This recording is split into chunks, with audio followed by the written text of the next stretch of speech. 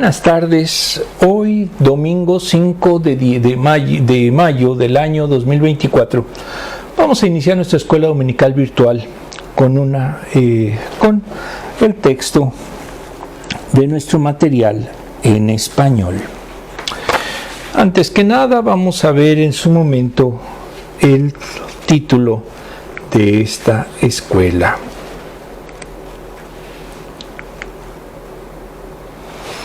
Se llama Adorando a Dios, la sesión número 4. Muy bien.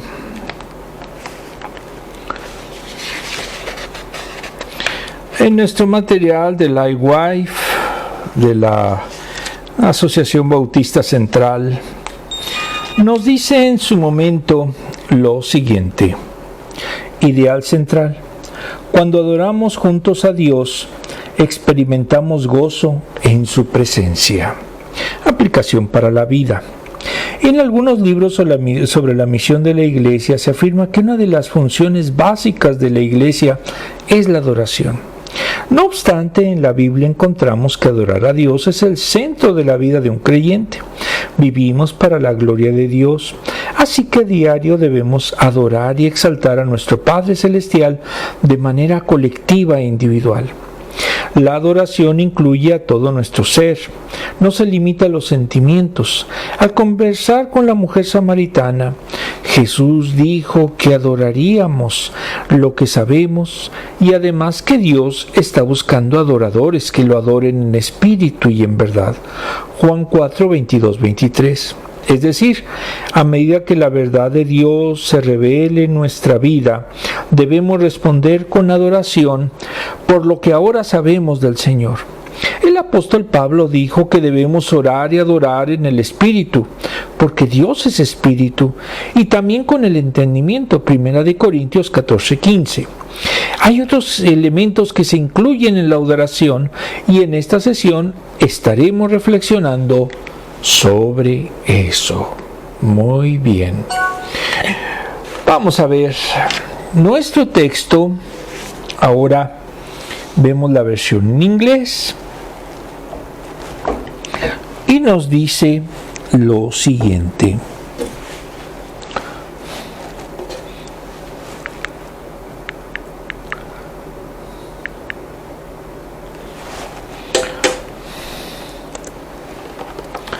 La Biblia se encuentra con la vida. Algunas actividades adquieren una dimensión completamente nueva cuando las experimentamos con otras personas. Por ejemplo, las investigaciones han demostrado que cantar con un grupo de personas produce beneficios que no se obtienen cantando solo en la ducha. Cantar juntos promueve, primero, salud mental y felicidad. 2. Una profunda conexión entre cantantes. 3. Un sentido de comunidad. 4. Un umbral de dolor más alto. 5. Un sistema inmunológico más fuerte. 6. Relajación. El músico y autor James Seal ha organizado coros comunitarios y laborales. Fundó un coro para personas sin hogar en Liverpool y el norte de Gales, Inglaterra. Dirige talleres de coro en un día a nivel internacional. Seals afirma que sucede algo extraordinario cuando nos unimos. A otros para cantar tenemos un objetivo compartido. Nos sumergimos en algo más grande que nosotros mismos. Más que simplemente colaborar, nos sentimos muy estrechamente unidos con las personas con las que cantamos, incluso si no las hemos conocido antes. Si esto es cierto, en general, cuando cantan juntos es aún más cierto cuando los cristianos se reúnen para adorar. La adoración diaria y personal es importante, pero hay algo que recibimos y a la vez damos. Cuando nosotros, la Iglesia, nos reunimos para magnificar a nuestro Señor juntos como un solo cuerpo. Adoración es importante. ¿Por qué? Porque es el reconocimiento de la gloria de nuestro Creador. En el caso de la imagen en el post, que sirve también de portada de esta lección, vemos a un músico que está con su partitura en un coro comunitario. Muy bien. Vamos a ver ahora el texto bíblico. Salmos 34 del 1 al 3. Salmo de David cuando fingió estar demente ante Abimelech, por lo cual éste lo arrojó de su presencia. Aleph 1. Aleph es la primera letra del alfabeto hebreo. Vamos a verlo más adelante, es un poema acróstico, es un salmo acróstico. Primero, bendeciré al Señor en todo tiempo. Mis labios siempre lo alabarán. Este salmo es un poema acróstico que sigue el orden del alfabeto hebreo. Bet 2. Mi alma se gloria en el Señor. Lo oirán los humildes y se alegrarán. Gimel 3. Engrandezcan al Señor conmigo. Exaltemos a una su nombre. En el post vemos lo que sería la adoración, en donde estamos nosotros predestinados a que un día vamos a ser rescatados por la iglesia, vamos a ser rescatados por Jesucristo. Ahí se verían las personas que son arrebatadas en la gran recepción de Jesús. Contexto, vamos a ver primero qué es adoración. Para el doctor Francisco Lacueva, en su Diccionario Teológico Ilustrado editorial CLIE, nos dice que viene del latín adoratio, que es el gesto de llevar las manos a los labios y después volverlo hacia el objeto sagrado, en señal de devoción y estima. Es la total dependencia divina del hombre. En griego es latreia, es la adoración oculto que se debe solo a Dios. Prokinesis hace alusión a la postura arrodillada del adorador, Mateo 4:10. Entre los evangélicos y basados en Éxodo 20, se prohíbe todo tipo de adoración a imágenes. En el sentido teológico es el sentimiento de asombro suscitado por lo luminoso, lo grandioso, lo trascendente, lo milagroso de Dios. El conocimiento de Dios y la comunión espiritual con Él invita espontáneamente a la adoración. Entonces, si usted adora, es porque está más cerca de Dios, que se expresa exteriormente mediante la postración en tierra, sin excluir otra postura que ayude a la adoración. Cuanto más profundo sea el conocimiento escritural y experimental de Dios, tanto más profundo e inteligente será la adoración del cristiano. No solo es admiración y reverencia, sino que entraña también el servicio como un esclavo a su amo. En el Antiguo Testamento, el siervo de Jehová, Eved Yahvé, Ruth 4:17, es el propio Señor Jesucristo, como aparece en Isaías. En el Nuevo Testamento, el verbo proskuneo, arrodillarse, postrarse en tierra, el objetivo de adoración únicamente es la trina deidad. Y en la persona de Cristo, el verbo de Dios hecho hombre. En el Diccionario Bíblico Ilustrado Holman, editorial BH en español, es un término asociado al acto o acción asociados con atribuir honra, reverencia o dignidad por parte del adherente religioso a aquello que se considera divino. La adoración cristiana se define como la atribución de honra y dignidad al Dios Trino. Es la interrelación entre la acción divina y la respuesta humana. Tal es la respuesta humana ante la revelación de Dios Trino. Incluye, primero, la revelación del Dios Trino. Primero, inicio divino, donde Dios se revela a sí mismo, sus propósitos y su voluntad. Segundo, relación espiritual y personal por parte del adorador con Dios, por medio de Jesucristo. Y tres, respuesta del adorador en devoción, humildad, sumisión y obediencia a Dios. 2. El Salmo 34. En el libro Predica los Salmos de Stephen J. Lawson, editorial Proyecto Nehemías, nos dice que pertenecen al grupo de salmos de alabanza y gratitud personal. Es uno de los 10 que pertenecen a la categoría en general. El salmista expresa gratitud a Dios, da gracias por las bendiciones divinas otorgadas a él personalmente. Incluso tiene 5 elementos claves. Primero, expresión de gratitud. Es una acción de gracias individual. Versículos 1 y 2, 4 y 11. 2. Comienza con un estallido de entusiasmo. Declara las cosas buenas del Señor. 3.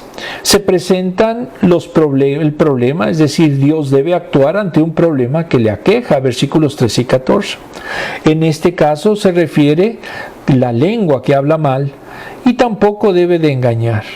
Que se aparte del mal y siempre haga el bien y busque la paz y la siga. 3. Anuncio de liberación. Luego de presentar el problema, reconoce el salmista la realidad de la liberación divina. Versículos 16 a 22. 4. Se comparte sabiduría. El salmista comparte una lección de vida con los que lo escuchan. Versículo 17. Llamado a alabar, alaba a Dios e invita a otros a unirse en esa alabanza. 1 a 3, 5 y 7 y 8. En el libro de Samuel Pagán, editorial Patmos, sobre los salmos, lo titula Protección Divina. Es un canto individual de gratitud a Dios que atiende y responde al clamor de la gente pobre y necesitada, versículos 1 y 10. Es un poema educativo y sapiencial que pone claramente la importancia de comprender lo que significa la felicidad verdadera, consistente en tener temor al Señor, pues Dios recompensa las acciones humanas de manera justa, versículos 11 y 12. Incluye varias oraciones que reclaman la misericordia divina y también tiene expresiones de gratitud por las respuestas recibidas. Es acróstico y sigue las letras del alfabeto hebreo, como el Salmo 25. Pero falta la letra Waj y al final se agrega P para finalizar con 22 caracteres del alfabeto hebreo. Se cree que es post-exílico, ni tampoco su uso litúrgico en el templo se puede conocer y se puede en su momento atribuir su introducción a 1 Samuel 21 del 10 al 15. Versículo 1. En el libro Salmos de C.F. Keil y F.J. Delis, editorial CLIE, lo titula Acción de Gracias y Enseñanza de uno que ha sido liberado. Se dice que es uno de los 8 salmos que se sitúan en el tiempo de persecución de Saúl a David. Él huyó al territorio de los filisteos, donde lo reconocieron y lo llevaron con Aquish, pero logró escapar fingiendo que estaba loco, y se escondió en la cueva de Adulán, en el desierto de Judá. El salmo proviene quizás de una fuente llamada Los Anales de David. El hecho de que sea alfabético no dice nada en cuanto a que David sea su autor. Salmos 9 y 10. En el libro de Samuel Pagán, los versículos 1 y 3, el salmo comienza con una serie de alabanzas y bendiciones a Dios, y son la intención fundamental y básica del poeta. Debe ser humilde, tener gratitud y reconocimiento divino. Sus alabanzas deben ser permanentes y continuas en su razón de ser misma. El salmista vive para bendecir al Señor. Es un estilo de vida orientado a la alabanza. El significado de bendecir al Señor es responder con obediencia a su voluntad, tanto en sus palabras como en sus acciones de vida. Su alma, es decir, su vida y existencia, se gloriará en el Señor y servirá de testimonio para la gente humilde. Los mansos son el pueblo de Dios, los que enfrentan injusticias. Lo deben hacer con valor, fe y autoridad. Gloriarse en Dios es aceptar el poder y autoridad de Dios sobre su vida completa. Las personas de fe se glorian en el Señor de misericordia, juicio y justicia. Jeremías 9:23. Finaliza con un llamado al pueblo a unirse a esas expresiones de engrandecimiento y exaltación, exaltando su nombre. Reconoce su naturaleza santa y es reconocer su poder creador. Destaca la capacidad divina de intervención en medio de las vivencias de su pueblo y es una manera de reconocer la grandeza de Dios. Desglose. Da gozo ver a nuestros hermanos semanalmente, pero el propósito central de alabar es a Dios.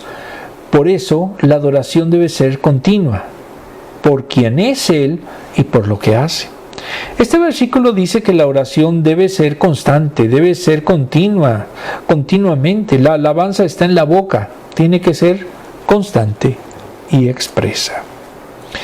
2. La adoración debe ser con el corazón, debe ser algo que surge en el interior del adorador.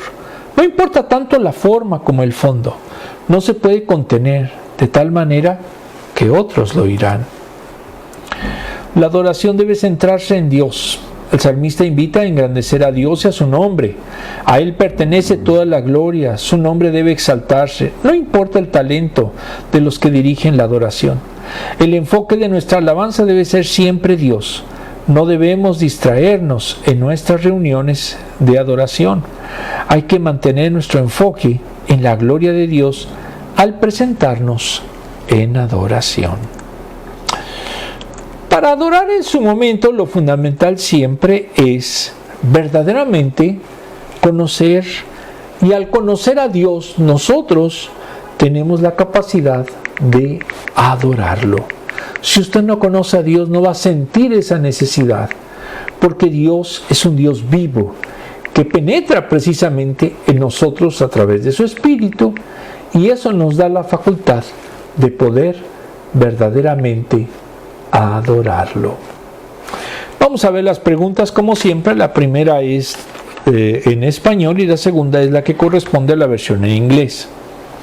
La primera dice: ¿qué importancia tiene para ti la adoración? Es muy importante porque, como lo dijimos y lo dice el salmista, si conocemos a Dios lo vamos a adorar por su grandeza, por lo que es Él. Si no lo conocemos, nos va a ser verdaderamente indiferente, como hay muchos que lamentablemente no adoran a Dios. En la versión inglesa,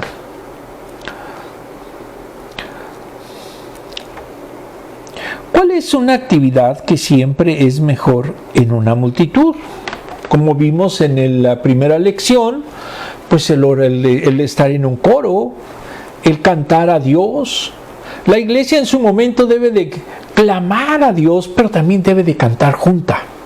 No es solamente el grupo de adoración, sino todos en la iglesia, de corazón, debemos de adorarlo. 2. ¿Qué puede distraer a los adoradores en un servicio de adoración? Pues si le ponemos una batería, le ponemos un acordeón, etcétera, y lo ponemos a todo volumen, no se va a oír la adoración, se va a oír la música, se va a oír ese ruido. Y eso distrae, lógicamente, a la adoración. ¿Qué es lo que realmente disfruta del servicio de adoración de su iglesia? La vehemencia con la que los chicos, en el caso del grupo de adoración, son jóvenes, entonan los cánticos con ese corazón, con esa esencia. ¿Por qué razón? Porque saben en su momento que no es para la iglesia, no es para ellos, es un servicio y es una gloria a Dios. Por eso también, al menos en la iglesia donde vamos, los acompañamos en esa gran labor. Muy bien. Vamos a ver ahora el siguiente post. El siguiente texto. Salmos 38 del 8 al 10. Tet es otra letra hebrea. 8. Prueben y vean que el Señor es bueno. Dichosos los que en Él se refugian. Yod 9.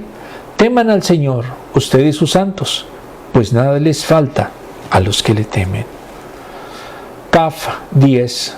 Los leoncillos se debilitan y tienen hambre, pero a los que buscan al Señor, nada les falta. Muy bien. Lógicamente, aquí está una fotografía de un servicio de adoración. Contexto, versículos 8 a 10. En el libro de C.F. Keil y F.J. Delich, agregando el versículo 11, dice que la alabanza de los versículos anteriores queda ratificada por la certeza de la protección que Dios da continuamente a sus santos. El ángel de Dios no es otro que el que actuaba de mediador entre Dios y los patriarcas, aquel que iba acompañando a Israel en su camino hacia Canaán. Es el capitán del ejército de Dios, Josué 5:14. Ofrece protección a todos los israelitas. Por esa protección le dice al pueblo de Israel que descubran y gocen de la bondad de Dios. Vean qué bueno es. Este es el versículo 9. En griego es una experiencia interior que procede a la visión exterior. Hebreos 6:4, 1 de Pedro 2:31. Porque la experiencia espiritual conduce a la percepción o conocimiento externo y no al revés. David quiere que conozcamos la bondad de Dios como Él la ha conocido. De aquí deriva en el versículo 10 la llamada a los santos a fin de que ellos teman a Dios, como en Jueces 24:14, 1 de Samuel 12:24. De forma que temiendo a Dios, poseerán todo en Él. Vamos a ver exactamente qué entraña el temor de Dios más adelantito. En relación con el versículo 10, el salmista recuerda que aún los leones jóvenes pueden perecer por falta de presa, mientras que los hombres que temen a Dios no carecerán de nada. En el libro de Samuel Pagán la referencia a los leoncillos se basa en el texto hebreo, versículo 10, pero las versiones siria, griegas y latinas aluden literalmente a los ricos o poderosos. Los leones jóvenes son famosos por su capacidad de caza. Job 4, 10, 11. Pueden tener necesidad, pero quien confía en la provisión divina no temerán, porque las fuerzas humanas no son suficientes para lograr el triunfo en la vida. Por eso hay que adorar a Dios, si de verdad creemos que Él nos está dando provisión y no dudamos. Si dudamos, entonces no tenemos fe. Desglose. Cada vez que nos presentamos en oración a Dios, ya hemos recibido bendición de su parte. Adoramos a Dios por su bondad. Dios es bueno todo el tiempo, refleja su carácter. Todos hemos visto su bondad, pero unos lo reconocen y otros no. Al cantar en adoración es un buen momento para recordar la bondad del Señor. La próxima vez que entone un canto, por favor, agradézcale a Dios todo lo que ha recibido. Adoramos a Dios por su fidelidad. El temor se refiere a la reverencia y respeto, no es miedo, y eso lo debemos reflejar en nuestra adoración.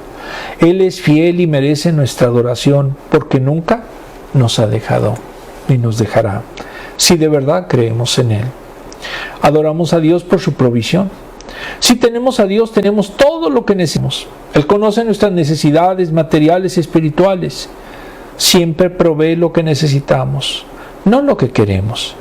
Y lo adoramos porque en su soberanía Él se manifiesta a su tiempo. Entiéndalo, Dios no es un mesero. Dios no va a hacer lo que a usted se le antoje. ¿Por qué?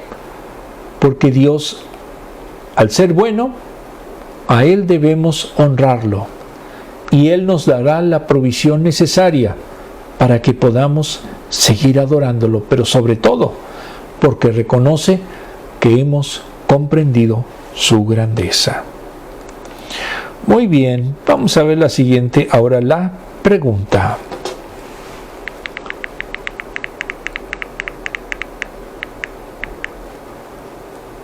La 3. ¿Puedes testificar de alguna provisión que Dios te ha dado recientemente? Pues yo puedo testificar que en lo personal, pues ya hice mi examen de ciudadanía y pues ya soy ciudadano gracias a Dios, a mi esposa y a todos los que han estado junto conmigo. ¿Cómo has visto a Dios proveer para nuestra iglesia o grupo? Bueno, pues gracias al Señor que tenemos a un pastor como el hermano Salvador Baena, hombre de Dios, que ha estado sosteniendo a la iglesia pese a todas las vicisitudes que ha habido. Y pues gracias a Dios que ahí se nos ha aceptado en gran manera y con gran gozo. Muy bien, vamos a ver ahora el siguiente post. Salmos 34 del 15 al 18. Allí es la 15. Los ojos del Señor están sobre los justos y sus oídos atentos a sus oraciones. Si usted es justo, Dios lo va a oír. P16. El rostro del Señor está contra los que hacen el mal, para borrar de la tierra su memoria. Sade 17. Los justos claman y el Señor los oye, los libra de todas sus angustias. Cof 18. El Señor está cerca de los quebrantados de corazón y salva a los de espíritu abatido. En el post vemos la adoración se puede hacer en el campo, en la ciudad, pero siempre debemos rendir honor y gloria a nuestro Dios. Contexto, versículos 15 a 18. En el libro de Samuel Pagán, en el versículo 15, se alude a los ojos del Señor, que representan su conocimiento y sabiduría. Dios ve y escucha el clamor de la gente, que afirma a la justicia como un valor impostergable en la vida, pues desea liberarla de todas sus angustias, dificultades y problemas. Escucha sus plegarias, está más cerca de los quebrantados de corazón y los contritos de espíritu, versículo 18. Frases que reflejan las dificultades que la gente justa a las que debe de someterse. En el versículo 16, rostro del Señor representa la ira divina. El rostro es un espejo que puede reflejar los sentimientos de las personas y por eso refleja su ira, su sentimiento de juicio. Esto es contra la gente malvada que se contrapone a las personas justas. Hará que los malvados no sean recordados ni sus nombres o acciones. El Señor liberará a los justos de todas sus aflicciones y problemas. Por eso afirma que los huesos de los justos no serán quebrantados. Esto lo dicen los versículos 19 y 20. Romper los huesos alude primero a enfermedad extrema y mortal. Salmos 51:10, Isaías 38:3. 2. Una opresión intensa, Miqueas 3:3. La idea es que Dios impedirá la destrucción de su pueblo. La propia acción de los malvados les destruirá finalmente. El salmista concluye diciendo que la gente justa será redimida por Dios, pues le han manifestado al Señor su confianza plena y seguridad. La reflexión cristiana resalta el temor a Dios y este no es miedo patológico. No le tenemos nosotros miedo a Dios. Le tenemos reverencia, le tenemos respeto, le tenemos amor, pero sobre todo vemos y admiramos su magnificencia. Ni revela alguna actitud medrosa ante los desafíos de la vida. Temor a Dios es reverencia, reconocimiento de su santidad, aprecio de su justicia, aceptación de su voluntad e incorporación de sus preceptos. Es la actitud positiva en la vida que permite a las personas enfrentar las adversidades con seguridad y fortaleza. Algunos relacionan la expresión no serán quebrantados sus huesos, versículo 20, con Juan 19:36, en referencia al cuerpo de Jesús. Entonces, no permitió Dios que se desacralice el cuerpo exterior de Jesús, pero que interiormente estaba firme y seguro. Desglose. La oración es parte de la adoración, donde podemos presentar nuestras necesidades y clamar por su ayuda. El Dios que adoramos mira y escucha, versículo 15. Al congregarnos expresamos nuestra adoración por medio de las alabanzas, que declaran la grandeza de nuestro Dios y también nuestra necesidad. Dios prometió su presencia en medio de la adoración. Él escucha nuestras palabras y mira nuestro corazón. Si adoramos, no pasaremos desapercibidos. El Dios que adoramos aplica disciplina, versículo 16. No debe nadie hacer algo mal en medio de la adoración. No se debe engañar a Dios, fingiendo algo que no son o sienten. Porque es un Dios santo, Él conoce quiénes somos y lo que pensamos. En una palabra, no lo podemos engañar. El Dios que adoramos sana y restaura, versículos 17 y 18. A las reuniones de adoración muchos llegan angustiados y con el corazón quebrantado. Están en el momento y lugar correctos, ya que Dios tiene el poder para sanar y restaurar. Aquí en el post siguiente vemos del lado izquierdo la magnificencia de lo que es un atardecer. Del lado derecho, en la parte superior, la bendición de un matrimonio. En la parte de abajo, del lado izquierdo, aunque no lo entiendo por qué lo puso, pero pues suponemos que debe ser trabajo. Y del lado derecho es una iglesia en adoración.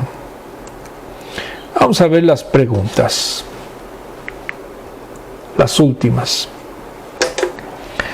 Si estuvieras en medio de la adoración, ¿qué le dirías a Dios? Gracias. Hay que bendecirlo, hay que agradecerle por todo lo que hemos recibido. En la versión inglesa, ¿cómo ayuda la adoración a quienes tienen el corazón quebrantado o el espíritu abatido? Los anima. No sé si ustedes han visto que llegan personas hasta llorando y después de adorarlo, lo reconforta. La adoración es también un bálsamo. Es una forma de estar más cerca con Dios y eso nos da consuelo. ¿Cuándo experimentaste sanidad en tu corazón en medio de la adoración? Ha habido varias veces en las que me he constatado que hay hermanos que de repente son tomados por Dios, que de repente son sanados por Dios. Y en lo personal, a veces en la adoración, se ha llevado las penas que yo tenía en ese momento. ¿Cómo ha ayudado el ser parte de nuestro grupo, tu vida de oración? Pues mucho, porque la realidad es que solamente con oración y adoración podemos estar verdaderamente más cerca de Dios. Vamos a señalar los últimos dos versículos del Salmo. ¿Todos? Salmos 34, 19 y 20. Rech 19. Muchas son las angustias del justo, pero el Señor lo liberará de todas ellas. Shin 20. Le protegerá todos los huesos y ni uno solo le quebrarán. Juan 19, 36. Vamos a hacer una última oración. Amantísimo Padre, te pedimos que tú nos ayudes a adorarte en espíritu y en verdad. Que no son solo palabras o cosas que se dicen a la ligera, sino que entrañen nuestro compromiso, admiración, temor a ti, pero en reverencia y en júbilo por lo que eres y lo que has hecho en nuestra vida. Ayúdanos, Señor, a verdaderamente adorarte plenamente, porque solamente así, junto con la oración, estaremos más cerca de ti. Todo esto te lo pedimos en el sagrado nombre de nuestro Señor Jesucristo. Amén.